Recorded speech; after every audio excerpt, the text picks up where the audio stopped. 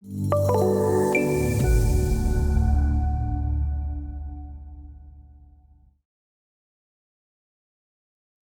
clash detection feature, you can find suppression rules.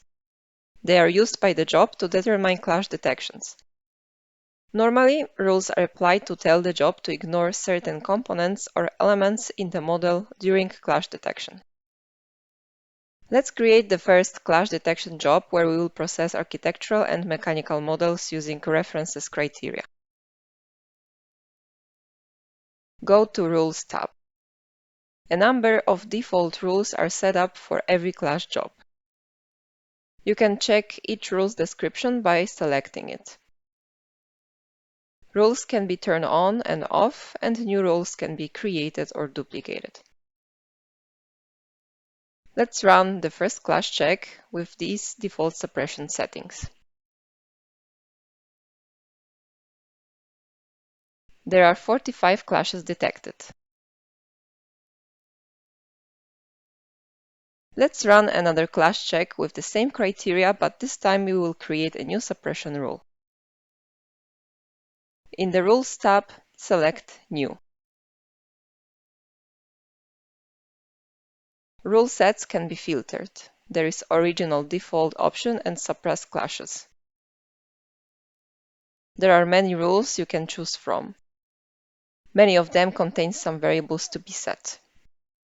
Let's select the rule Suppress Clashes if one of the clashing elements has the property set to a defined value, and click Create. Click on Property in the description, and in Select a Property dialog, click Change Class and Change Schema. Select Building Data Group and click OK. Select the class and spec for rectangular duct connections. You can then see a short list of properties available for the selected class.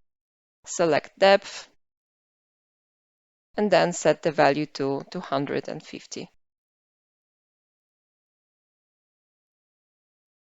Time to run the clash detection.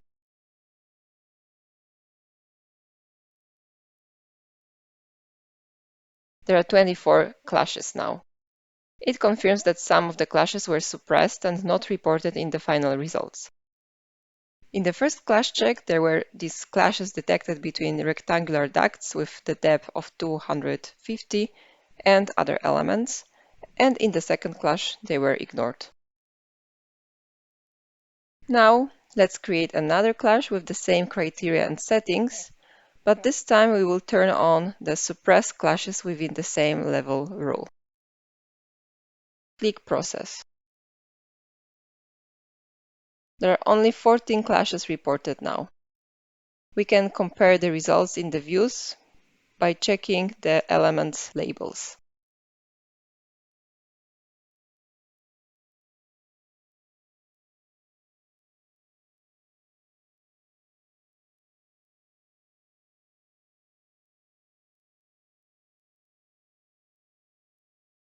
You can use suppression rules to improve your clash detection workflow, defining the types of clashes that you want to eliminate.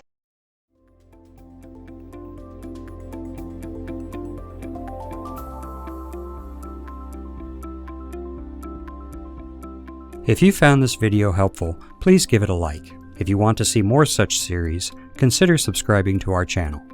Thank you, and see you next time.